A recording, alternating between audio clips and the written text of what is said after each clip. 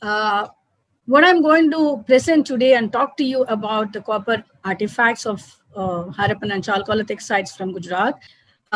So this particular paper, which is a part of the project, the major research project of UGC major research project, which I've received from 2012 to 2014. And towards the end of the research project, I have moved from archaeology to museum studies.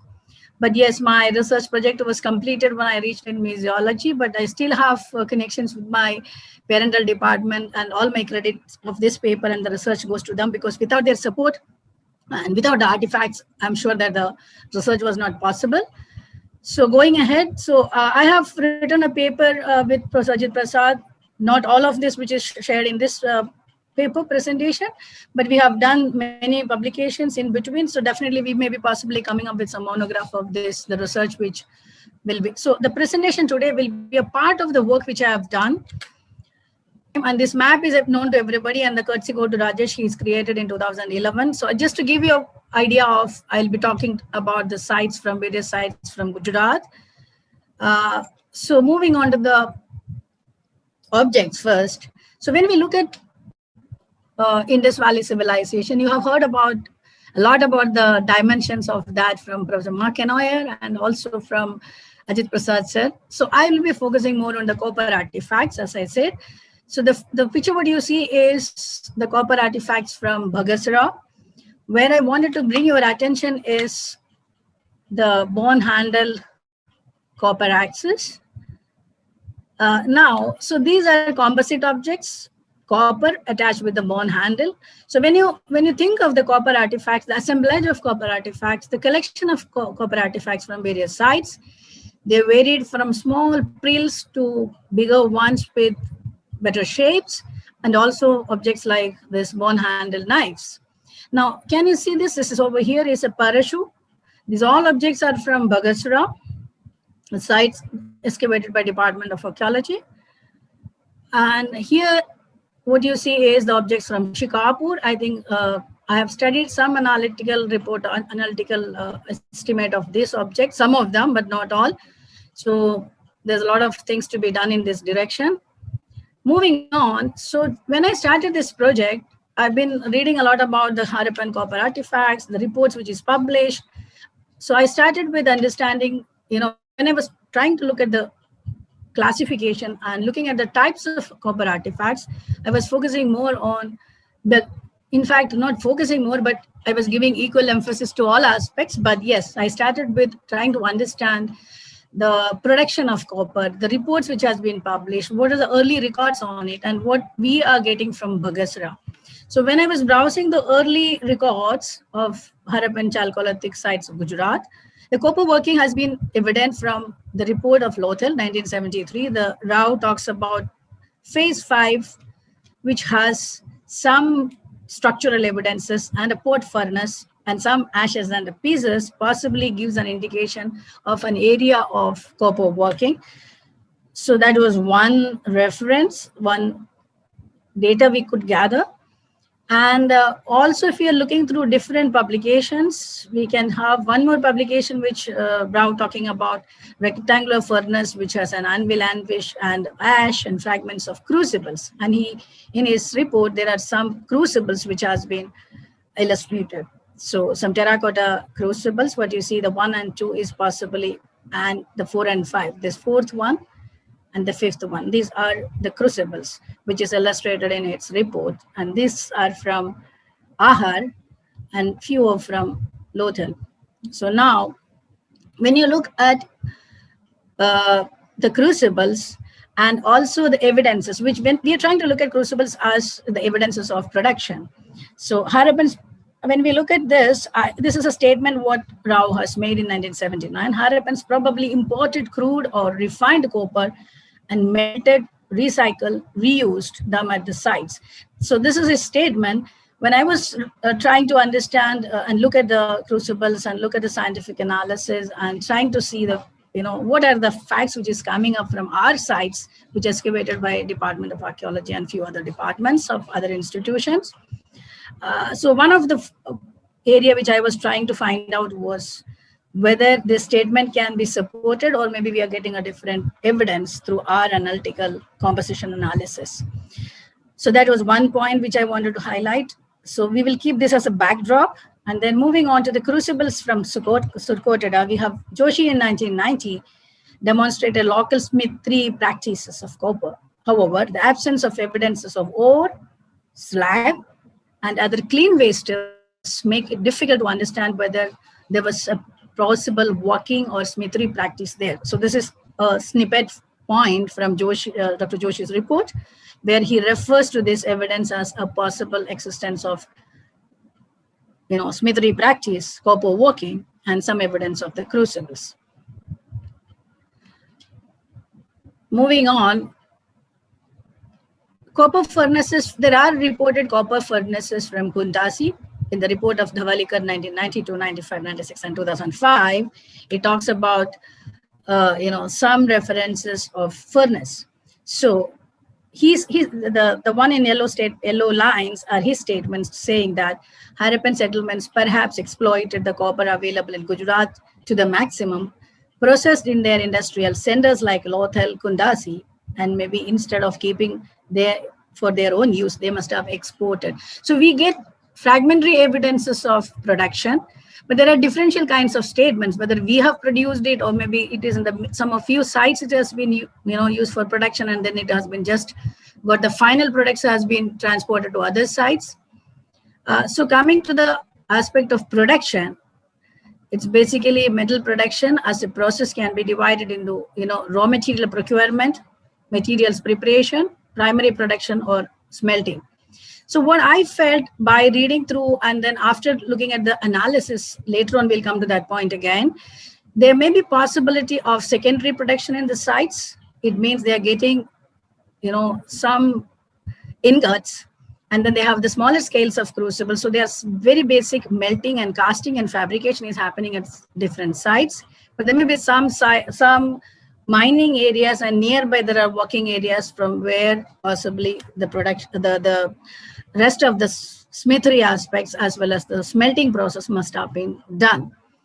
We really need to have more data to make concrete statements, but these are some inferences which I could look at after reading through the reports as well as looking at the analysis which I've done. Moving on, so when we look at the early excavation reports like Lothal, Rangpur, they have analytical reports. They also have illustrations.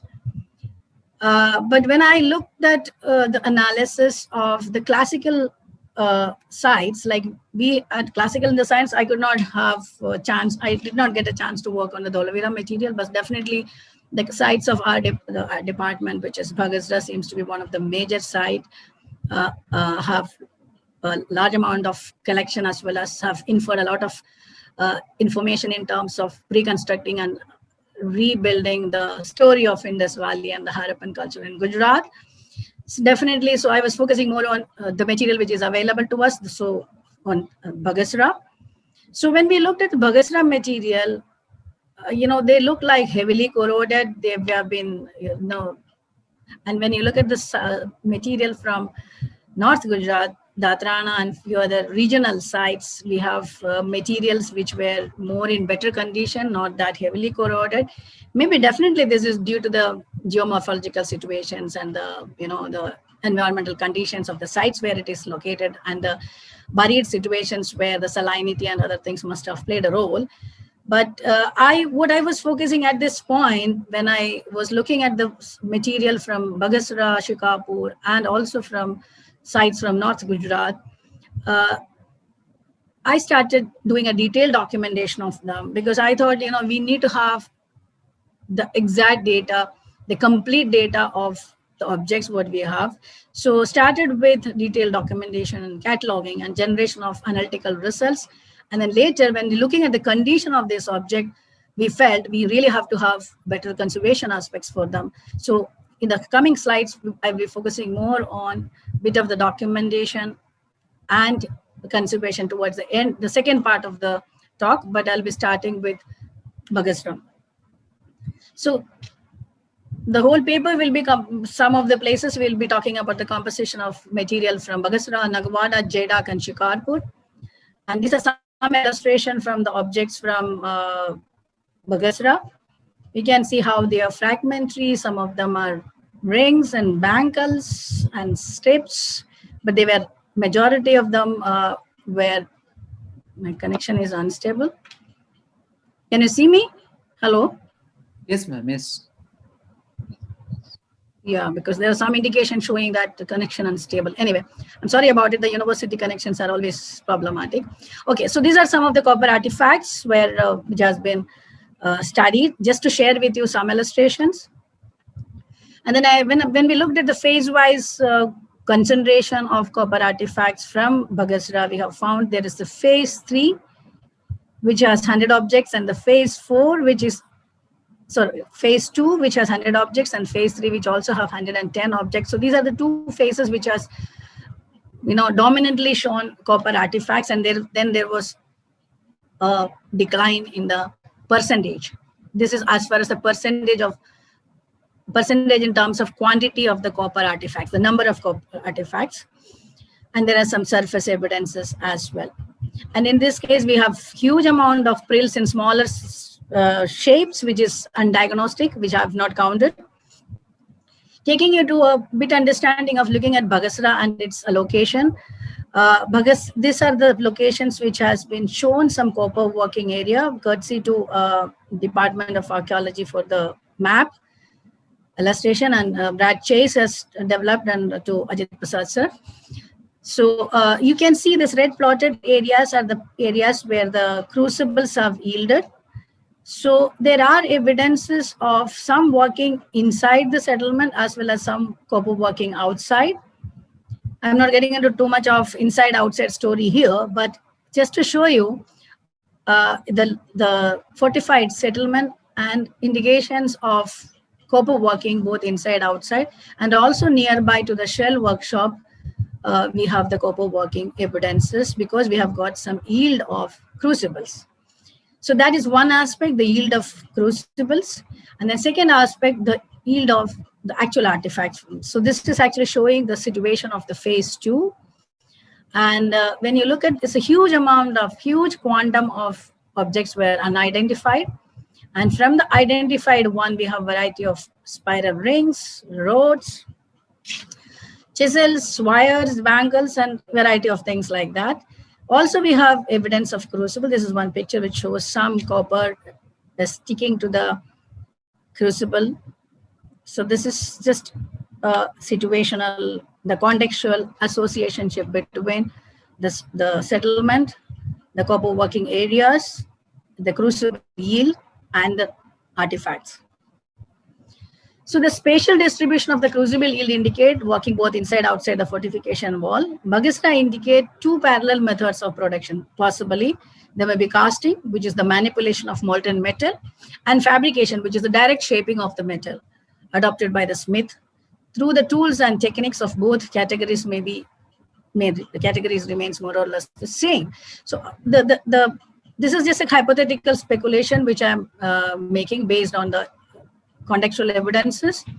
So there may be possibly both casting as well as fabrication. So at this point, we are trying to focus more on, the composition as well as the technique of making. And possibly the structural evidences, the indication of the crucible working areas, intense use of fire at many areas along with several pieces of copper and bronze implements and crucibles, perhaps used for melting copper ingots, these crucibles, clearly indicate copper working at the site, but also pointing to the economic prospects of this settlement. But we are not sure whether there is a huge scale of smelting was happening there, just simply melting and then fabrication. This is a kind of, again, a hypothesis which is coming up. And then moving on from Bagasra to Nagawada, Nagawada has large number of objects, but majority of them were prills. Rajam Sheshadri has done her research, dissertation work and later thesis. She worked on Nagawada. She worked on the Nagawada celt, but I was focusing more on the rest of the small prills and whether the smaller fragmented prills could give us some indication of something else. That was my intention. So I have not touched on the bigger ones, which all studied and reported. I was focusing more on the smaller fragments and documenting them. So there was a lot of fragile, D-shaped, objects. There are heavy incrustations, they have heavy corrosion on their surface, they were fragmented, they were damaged. So you could see, this is just 2 pictures, and you can see the number which is recorded as like NGW 795 Laftra, 3 small prills, and some of will have, maybe possibly when, if we could remove the corrosion from the surface, they could give some shapes. It looks like some ring or maybe some wires, and you can see the inner part, it's heavily corroded. There is no core left in it. Majority of the objects will not have core in it. It's heavily corroded, and they are corrosion products. So the problems observed in majority of the objects, even the bigger ones, there are active corrosion. All the objects were corroded in various degrees. Some of them were extremely corroded, leaving no core, and sample for composition analysis were chosen with great difficulty, but we could take some samples. So the composition analysis of 26 samples from sites like 6 from Bagasta, 5 from Shikapur, 6 from Nagwada, 3 from Jaidak, 1 from Padri, 1 from Kanmar, and 2 from Navinal. Navinal, thanks to Rajesh for his first exploration. Kanmar, thanks to Jeevan Garakwal. Padri, again, thanks to Prabodh. And the rest, thanks to our own department and Professor Ajit Prasad. So these samples were collected, and then they are taken for SEM as well as EDS analysis. Department of Metallurgy from Faculty of Technology, the Maharaja Sajirao University of Baroda have this SEM and EDS facility. So I use their facility for sample analysis. The questions addressed were, what is the nature of corrosion products? So I have done some corrosion analysis as well. And is there any alloy pattern when we look at the composition? Is there any trace element or maybe some pattern we could develop by looking at the samples? So these were the major 2 problems, major 2 objectives I kept in mind, the questions which I kept in mind when I was doing the composition analysis. This is a quick look of the bangles, bracelets, and rings from various sites. This is from Bagasara. Okay, coming to the analytical compositional result of 6 samples, 1, 2, 3, 4, 5, 6. I have just included in this slide only 6 samples, which gives a good variation. You can see when you look at the composition, we can see majority of them have zinc in it. Some have tin. So it is definitely a zinc. Majority of them are copper zinc alloy. When it comes to tin, some samples have tin, and you can see here in this high tin proportion. Some have lead also. So lead in all, but except this one, it does not have lead, but otherwise lead in different variant proportions. Here the lead percentage is very high. Maybe this lead is added to a great extent where the liquidity and the kind of flow is happening very well. So for the casting techniques of bangles and the coil rings and things like that, possibly lead played a major role while fabrication. But anyway, when we look at the composition, what I could think of based on the samples which I did, the representative samples, I have another set of results, but based on this representative set, which I am sharing right now, it shows an evidence of possibly it is the copper zinc alloy with tin in it in some of the samples, and also have lead. And very minutely, some samples shows arsenic. Even Nagwada samples, Sheshadri's report also talks about a bit of arsenic, but it is very difficult to say something about arsenic at this point where, because it's in very minimum quantity, but still it is there. So it was deliberately added, so it was there in the ore and it was difficult to remove. We really have to think on it, and then possibly more analysis will give more, indications and results to us in that case. And then I was slightly interested to know what happens with this, the ornaments, So my focus was, and in this paper, I'm focusing more on the ornaments which I tested. So from Bagasta, we have an object which is a fragment of a bangle, and then, And then here another bangle which is complete, but you can see this is heavily corroded. The thick corrosion on top, we only have this one wire running inside, leaving some core in it. So when we look at the EDS and the microstructures and the percentage analysis, you can see this table which shows the percentage where, see, you can, both the samples have zinc in it, but there is a variation of heavy percentage. And the first sample here, it has more of tin. And here the tin is less. So when you look at here, lead is more in the first sample. So lead is deliberately added perhaps. Also have some iron content in it. Now, when we look at the analysis, we're just comparing these two samples at this point because both are bangles. No specific alloying pattern cannot be, designated for a respective specific category of artifacts, because I was trying to look at bangles and see whether one category of object can come up with something, or maybe their fabrication, their composition can give us some clues or maybe some patterns. But I'm just sharing two of them, but when I was looked at many of them, maybe 10 to 15, 12, I could not bring in any specific alloying pattern because they keep varying. Except saying that, okay, they are copper zinc alloys with some tin in it. Shikarpur sample again, you can see the zinc proportion here. But in some of them, there is, see in this copper bangle, there is a lot of tin in it, high tin content. Otherwise, it's basically copper zinc alloy. But lead, when you look at the lead, here the lead is very less than 1%. So you can see here again, you can see the composition of blade, bangle, and rods. There is different variations. So what we can say right now is it's more of a copper zinc alloy with some variations and some variation as far as the tin and lead is concerned. So I think we need to have more research in this, more composition analysis, keeping this as the basic data which generated with set of data to begin with. Moving on to Nagawada again. Nagawada also have some strange situations which I was struggling hard to understand, because the wire from Nagawada had shown some zinc, which is a high percentage. And you can see in one of this the lead is 1.44. And where it comes to this one of the strip, which lead has shown 14.27. This is again, I think I really have to look for more samples or maybe other chemical composition results from other researchers' publications to see there any such kind of variations comes in up. Slightly difficult to interpret at this point. And then Kanmer, I could not get more, but only 3 samples.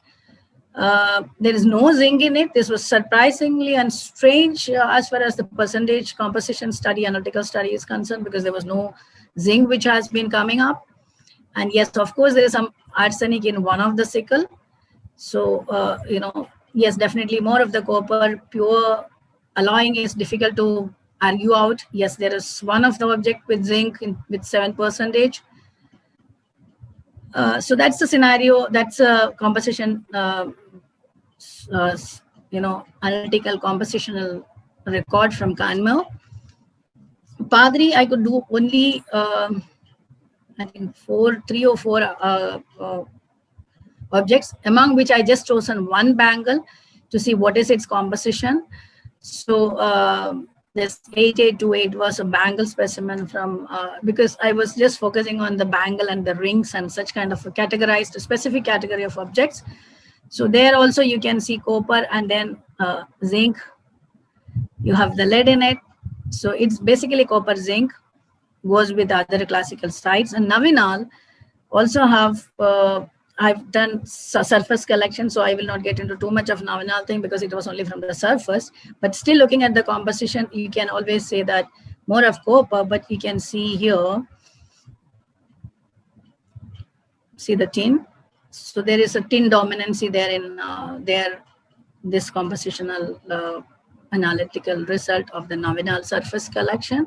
We need to have more of from Navinal to talk more about it. I've done some more analysis, but I'm not incorporated in this paper right now. And then I was slightly excited to see, because the classical sites from the Kutch and all gives a different thing. But our collection from JDAC and the North Gujarat was, the objects were so fine and clean and perfect, less corroded, more core content. And, so what is the reason behind it? Possibly their composition may be different.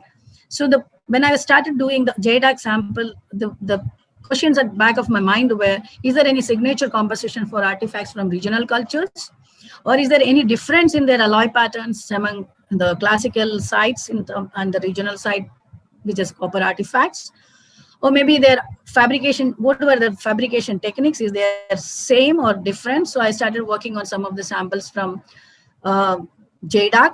So from the JDAC samples, not only done the analysis, but also did the microstructures for them to see their fabrication. So went into another level, not just composition, but look at the manufacturing technique, fabrication.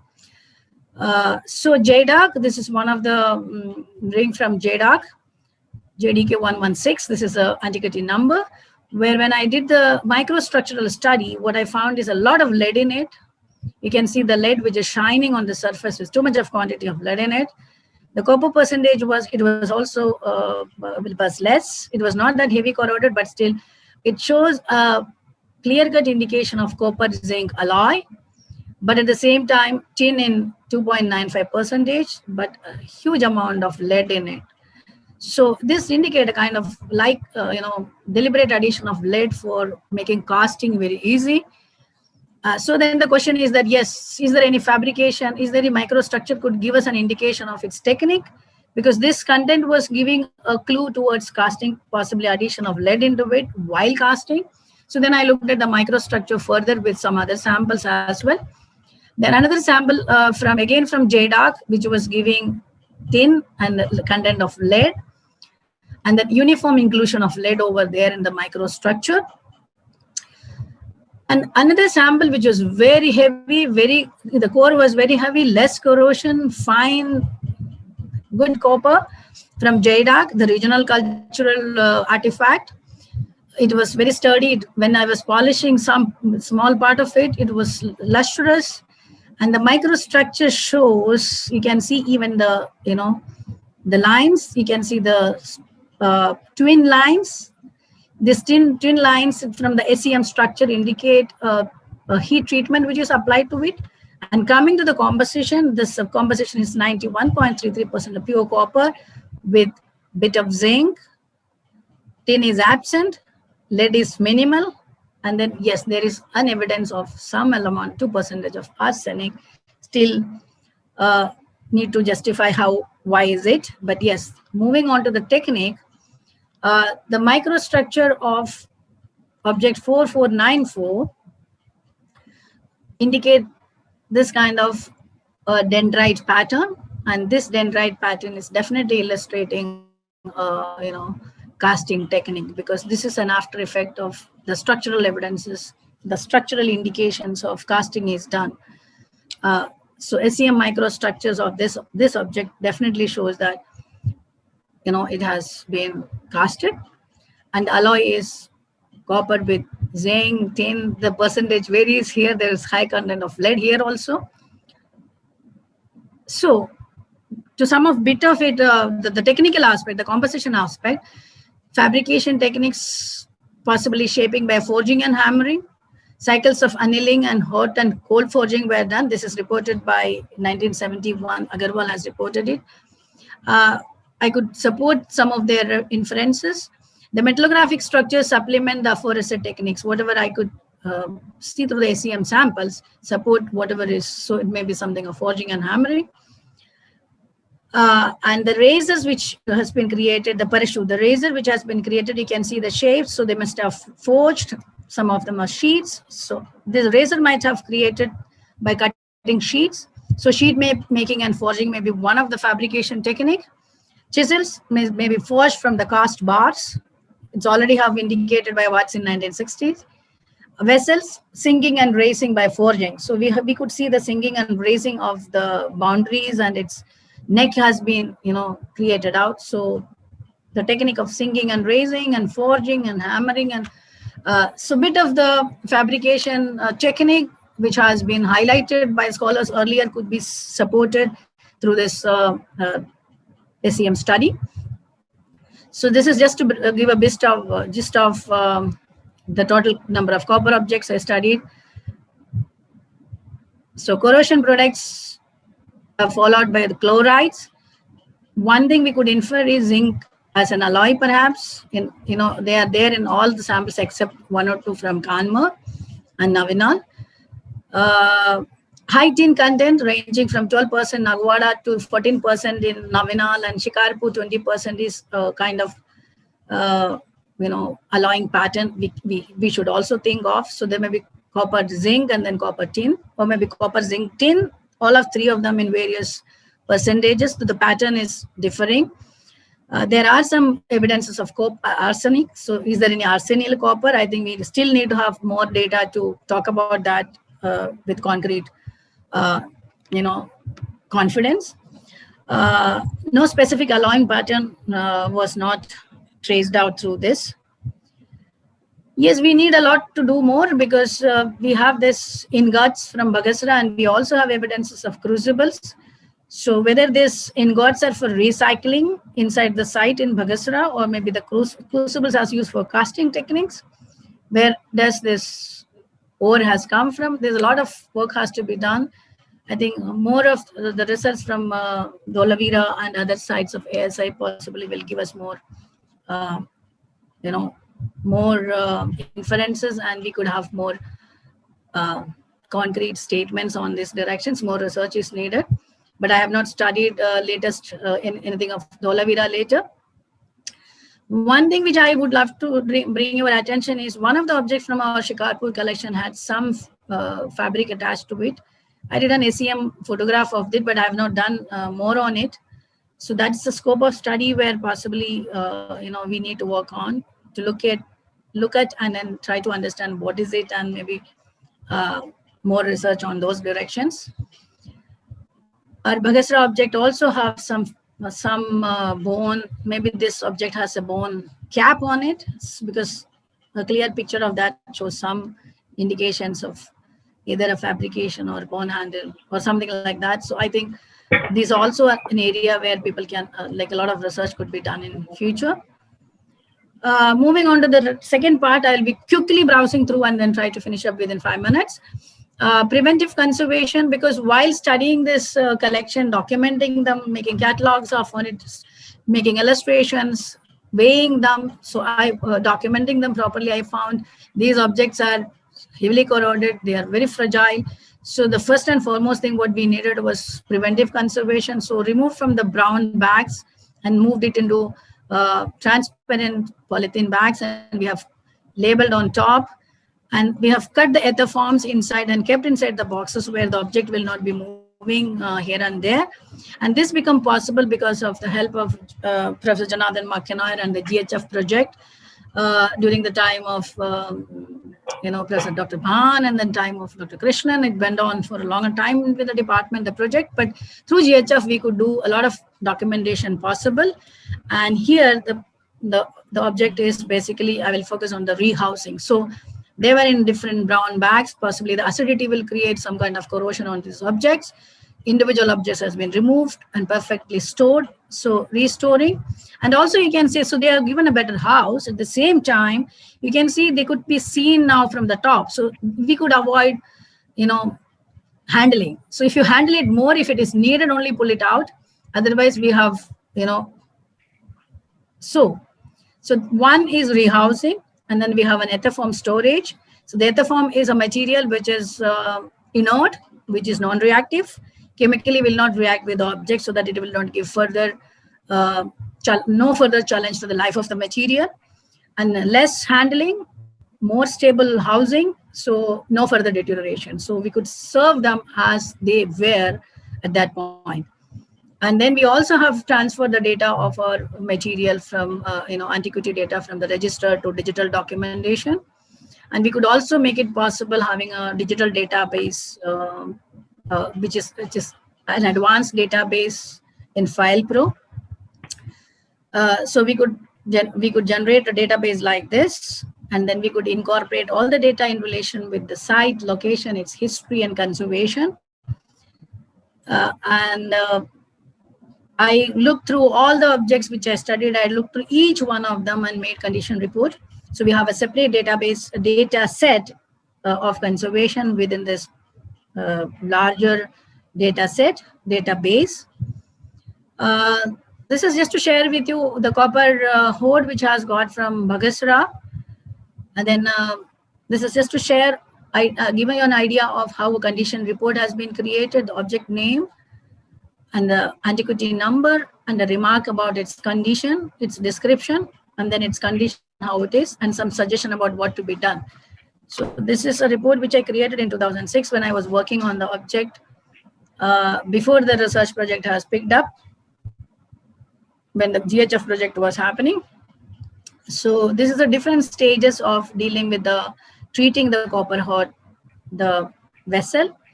You can see the small pockets of corrosion, heavy corrosion. This has been treated with BTA, which is benzoyl triazole acetate, and then locally treated. And then we have housed it also properly. These are the bangles which you have documented. So the number 2078 with the subsidiary number 1, 2, 3, like we have the 8 objects, 8 bangles. So they also packed it separately, documented properly. Now slightly you could see they are shining because of the coating which is done as a preservative coating which is done on them, which is acrylic resin, which is B72. This is the localized removal of the corrosion products, the heavy active corrosion areas, which has been cleaned. Some of the other objects which just cleaned under the microscope.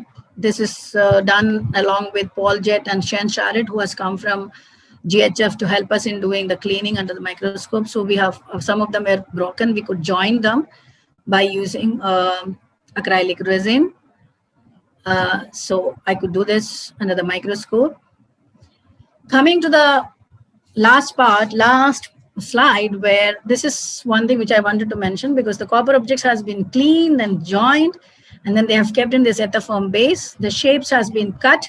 So the object is now within that shape which is created to it. It will not be moving further, and it has a cover, a number written on top of it. You can see the shape of the object from top. So this is an open leaf, and here it is closed, and it is tied up with the cotton threads, went into a transparent container where you have the silica gel. You can see this is blue now. This is hygroscopic. It will absorb the moisture if it is around. Then it will slowly turn into pink. So you have to keep monitoring the color change of the silica gel. And depending on the number of objects and the space available, we will estimate a quantum of silica gel which has to be kept in this Ziploc bag. And it has been slightly perforated so that the silica gel inside could breathe in and breathe out, so that will create a microclimate within this container. So storing these objects with proper support, housing facility, and still maintaining a microclimate within these containers. That was the final stage, what we have done with these copper artifacts. So to share with you, so we have done some analysis of them to see the composition, try to see the alloying pattern. Still the work is on the way. I think I have to get back to it and then take it further, along with other researchers, whomever is doing the research in terms of other sites are concerned. And also we could keep them in a better house situation so that their life has been protected. So this is what I wanted to share with you in terms of the composition analysis and the conservation aspects of the copper artifacts from various sites excavated from Gujarat. Mainly the conservation is done to the objects of Bagasra and Shikarpur, our own sites by the Department of Archaeology. And what is now needed is, I think the department is taking care of it by regular monitoring. I think I'm stopping over here.